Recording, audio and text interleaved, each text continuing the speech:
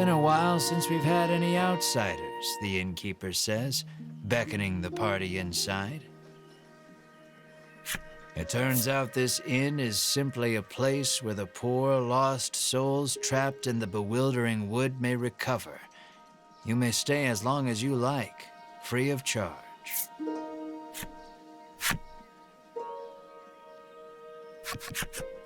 The wooden dining table practically groans under the weight of the platters upon it, all brimming with meats and vegetables from the bewildering wood. I've certainly earned this, you say to yourself, as you slide into your seat at the table, positively drooling over the feast before you. Melanie takes no note of your boorish behavior, uttering a small prayer of thanksgiving before reaching for a plate of vegetables. Mar sits, eyes fixed on the food upon the table, statuesque in his stillness. What a good boy.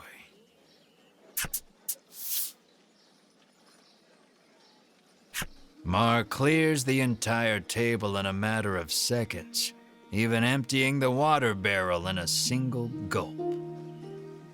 He lets out a self-satisfied burp that sends a small jet of just-drank water arcing out onto the floor.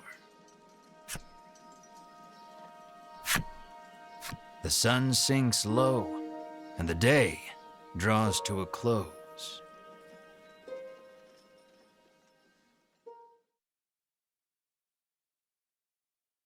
A scream pierces the silence. Fire! You leap out of bed, adrenaline coursing through your veins. The others follow suit, and before long you've burst through the front door and into the street. Riddis's house is ablaze, a nearby villager screams.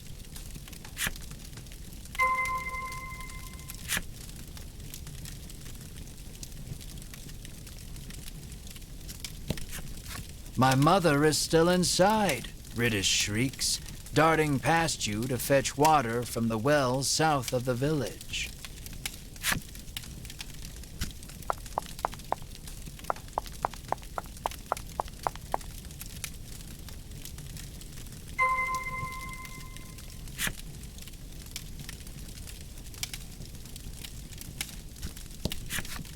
Riddis is gathering water in an attempt to fight the blaze all on her own.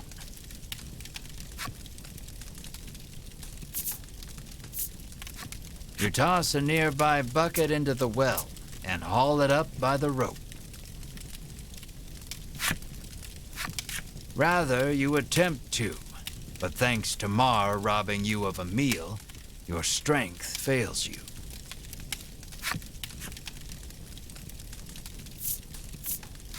Melanie tosses a nearby bucket into the well and hauls it up by the rope.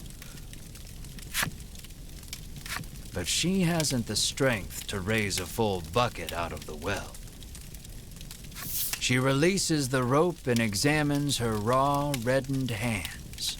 None can say she did not try.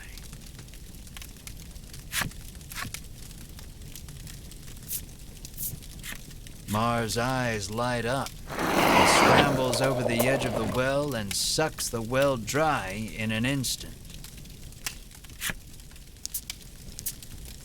He pokes at his swollen belly and gestures toward Riddis's house, as if to say, "Get me back there, quick."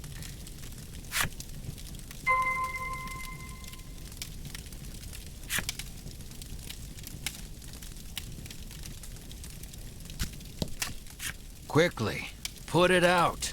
You have to put it out, Riddis screams at Mar.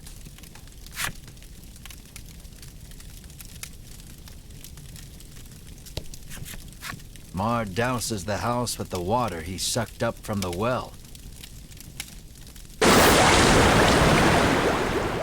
The fire is reduced to mere embers, and all is well. Or so you think. Something darts out from behind the house and attacks.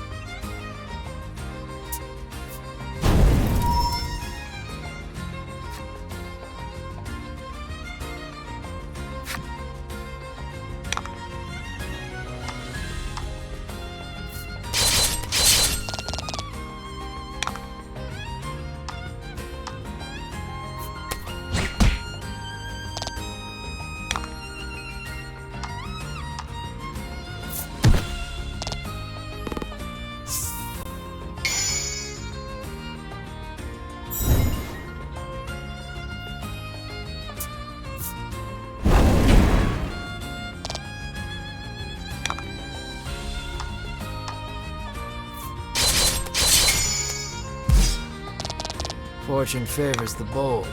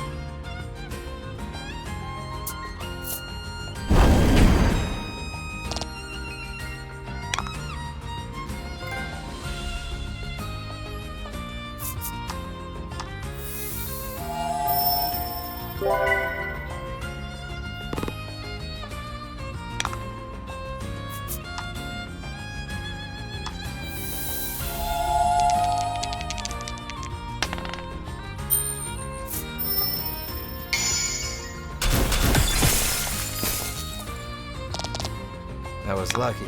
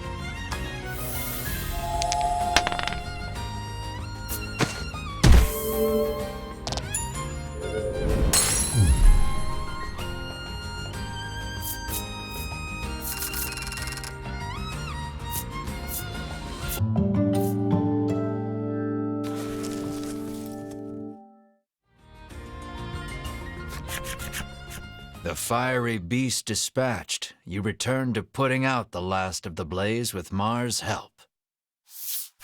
Ridus's mother, now safe, tells you the creature came out of nowhere and set the house aflame. What would bring a creature of fire to a place like this, you wonder?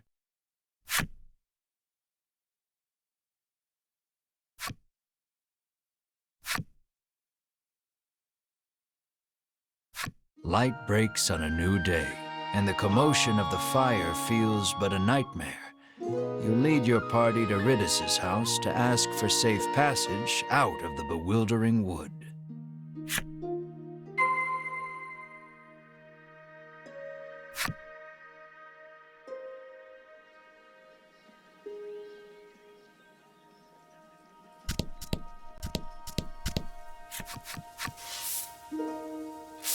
You follow the curious sounds to their source, our resident well water lover, digging at the dry well with his bare hands.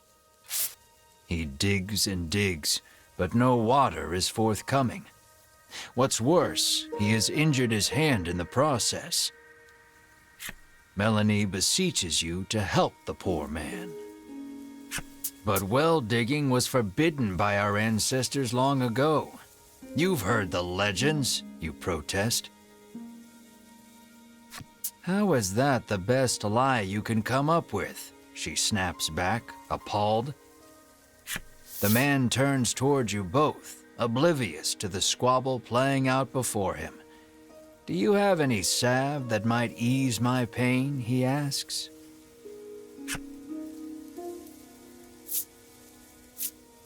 You hand the man some salve. The instant he applies it to his hands, he resumes his furious digging, this time punctuated with shouts of "I feel incredible." Not long after that, water erupts from the ground with a force unlike any you've seen. He sidles up to the jet of water and begins drinking from it as one would from a fountain. He is once again in his element. The man hands you mysterious card 4 to show his appreciation for the salve.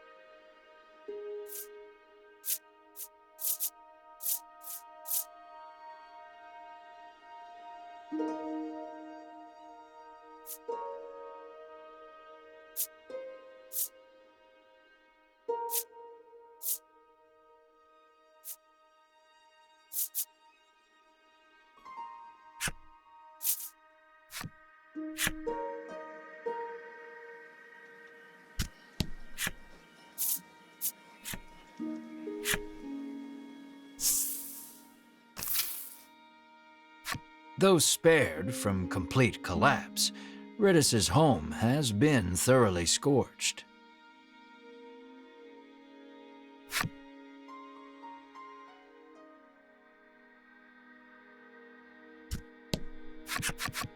Rittis sits alone in one of its rooms, the air thick with the smell of char. There shouldn't be any fire creatures for miles, she grumbles. She says the monster appeared while she was playing the woodland flute last night. As to why any monsters, let alone fire monsters, appeared, well... Despite the circumstances, you ask Rittis to lead you out of the bewildering wood as promised. I did promise that, didn't I? She says wearily. Why do you want to venture out beyond the bewildering wood anyway? She inquires, as she gathers this and that in preparation to leave.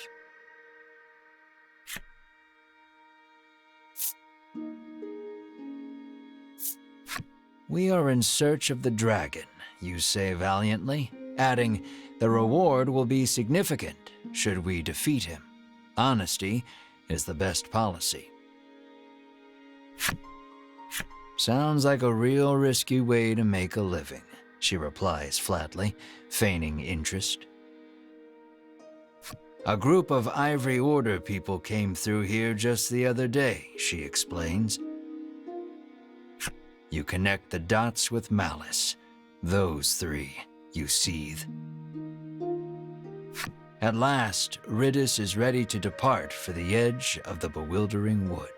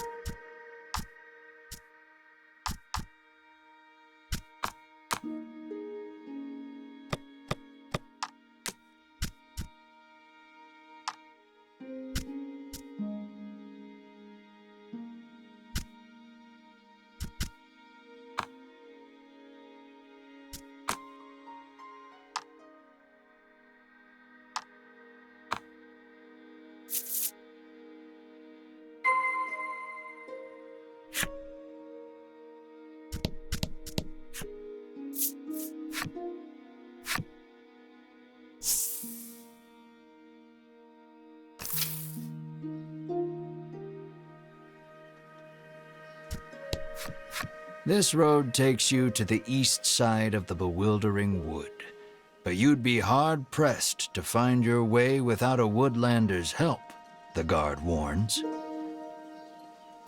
Upon seeing that Riddis is with you, he steps aside and lets you through.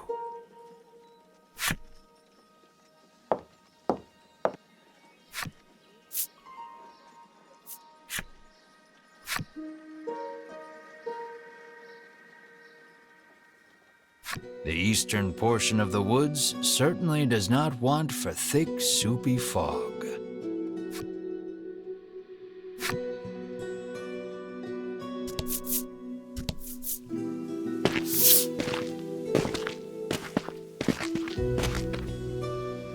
You turn away, ready to lead the party deeper into the bewildering wood.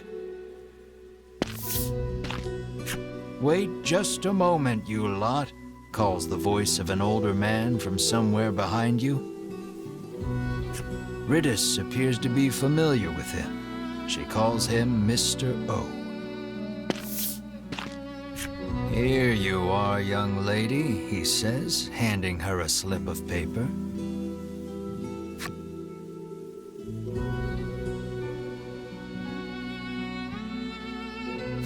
Oh dear. Further, Mr. O explains, Riddis did not have a fire insurance policy at the time of the conflagration, and so she shall have to pay in full. I'll thank you kindly to pay by the end of the month. Bye now, Mr. O says, receding from view as he returns to the forest. Hee. Riddis lets out a bemused chuckle, her demeanor remarkably calm for what has just transpired. She pulls the woodland flute from her cloak and begins softly playing.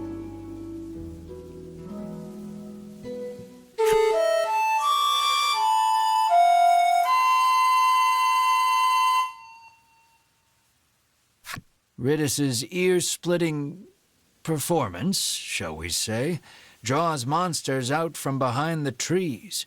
Within moments, they are nearly upon you.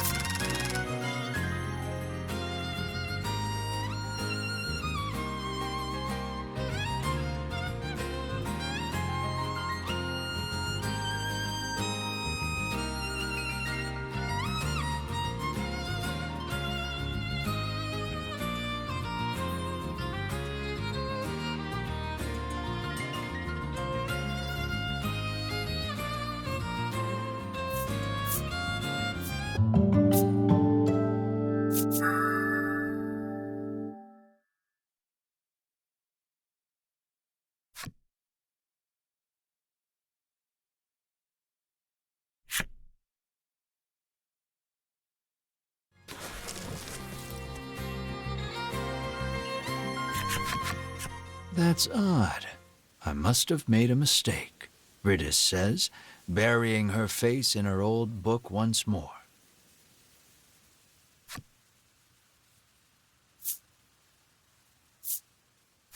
She opens the book to a particular page and thrusts it in your face. You can't tell anyone in the village I let you see this, okay? It's a page of sheet music with a note scrawled beside it that reads, "Play this lucky tune to reverse your financial fortunes and make money woes a thing of the past." No matter how many times I played this last night, our debt never went down, she fumes, incensed. You inspect the page a bit more carefully. Off in a corner, in letters so small as to be illegible, another message reads, "May summon monsters if played incorrectly." You finally see that so long as Riddis holds the flute, this is nothing more than a monster conjuring melody.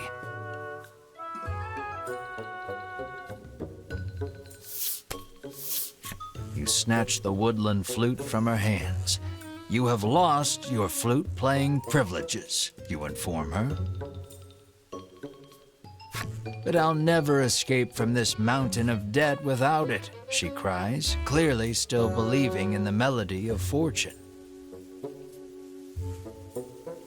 Melanie quietly opines that while Riddis is many things, bright is not one of them.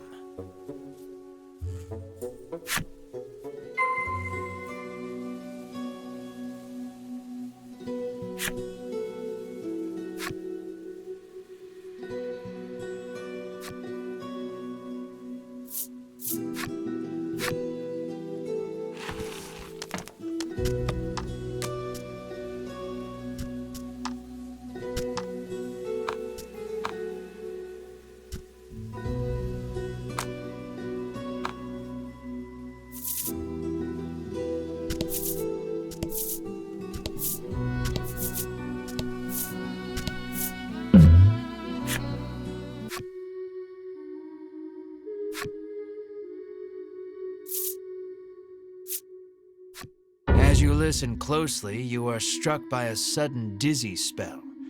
You sense a presence growing closer, but cannot react. The grass rustles, then a monster slowly shows itself from between the blades. It's a harpy. Realizing you've been caught in the harpy's trap, you ready your weapons.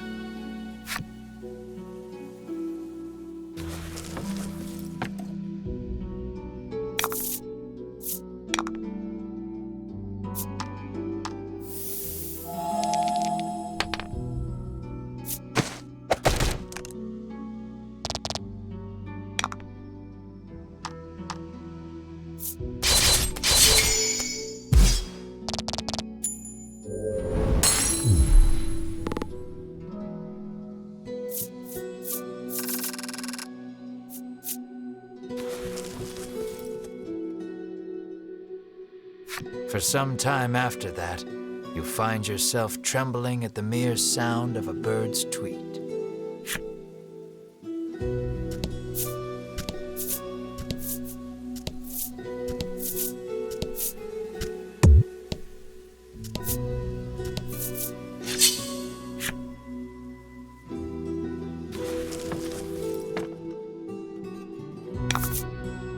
Don't hold back.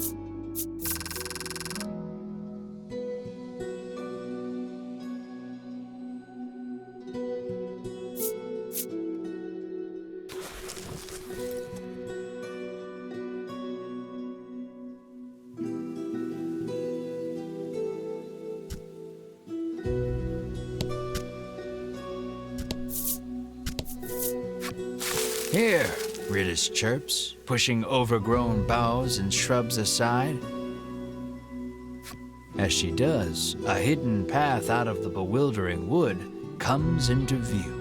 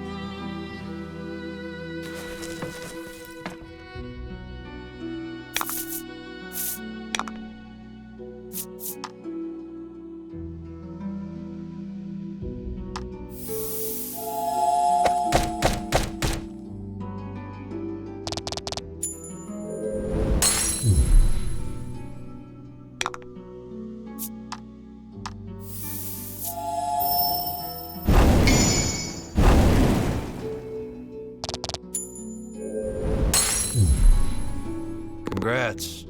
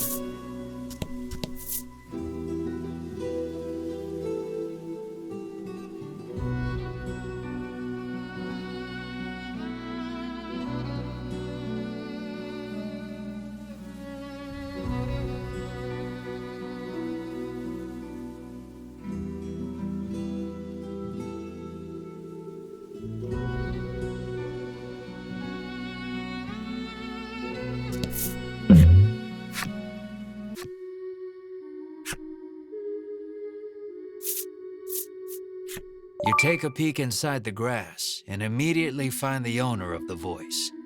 It's a harpy. It seems like the harpy hasn't yet noticed you. You pick up a rock and throw it at the monster's feet. Startled, the monster flaps its wings and flies away. You find some coins scattered about where it stood.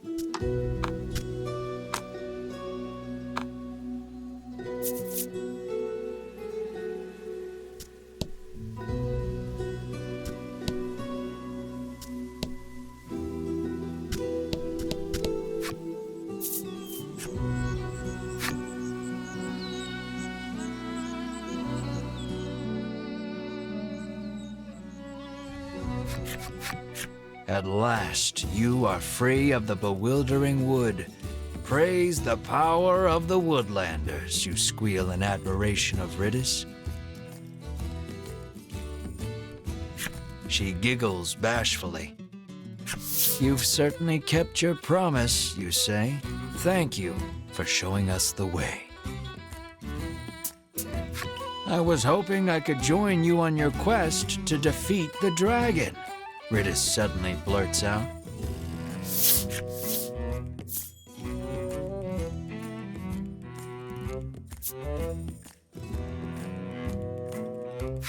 No, I won't dilute my shares of the riches any further. No more additions. Have you no heart? Are you just going to leave a young helpless girl like me to drown in an ocean of debt and deal with that crusty old man? Riddis fires back relentlessly. I want to go. No. So goes the endless chorus of your thoroughly unproductive argument. Melanie calmly reminds you that the party in its current form stands little chance of defeating the dragon. See, you need me, Riddis says, sensing an opportunity. Your well-reasoned argument of no thwarted, you nod your head in resignation and welcome Riddis to the party.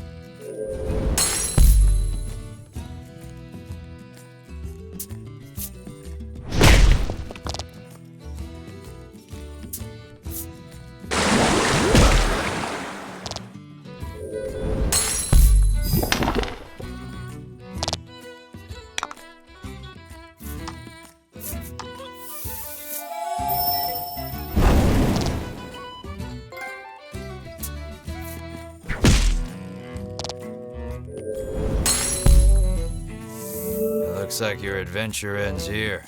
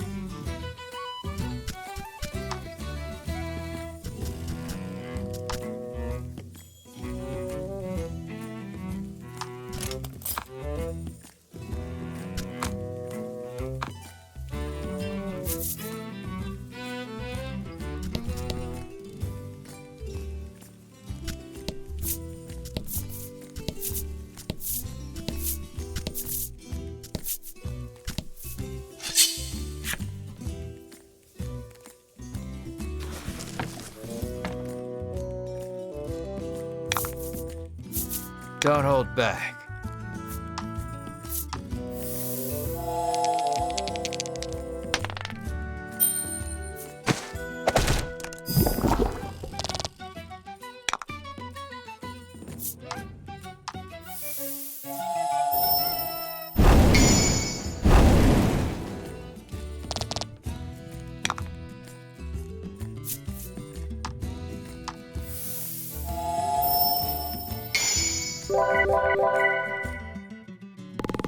Excellent.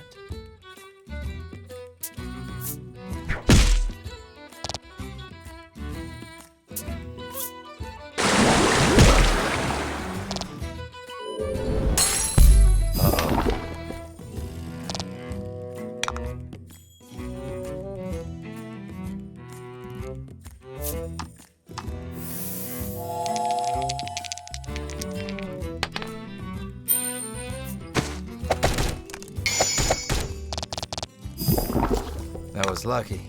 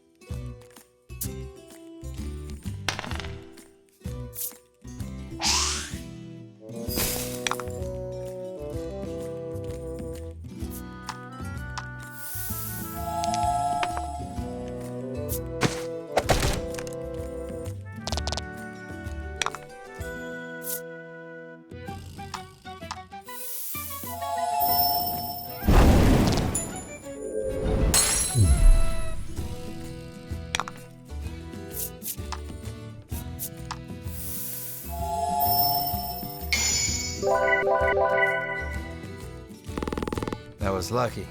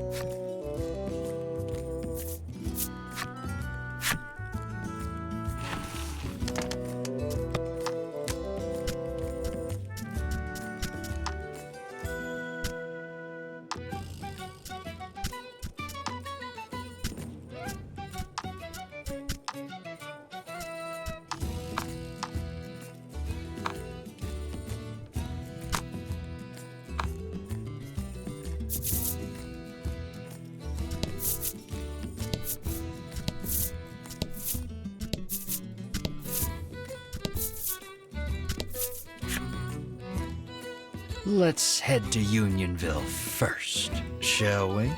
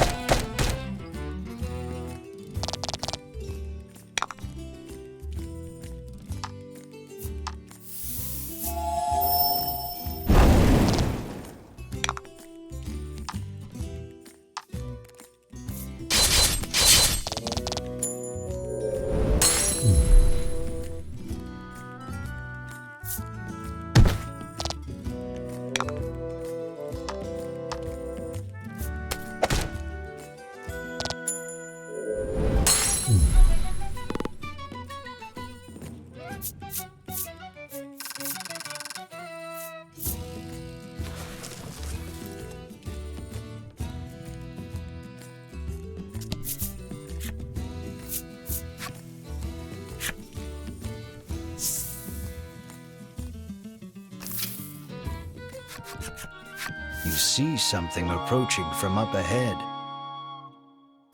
A monster, Melanie shouts, readying for battle. Mr. Flobby, get back here. It's dangerous out there, a young girl chides, taking the creature back to the village. It seems you've finally arrived at Unionville, a village where humans and monsters live together in peace. What a weird place, remarks Ridis lightheartedly. I like it. We aren't staying a moment longer than necessary, says an unsettled Melanie, her distaste for monsters plain on her face.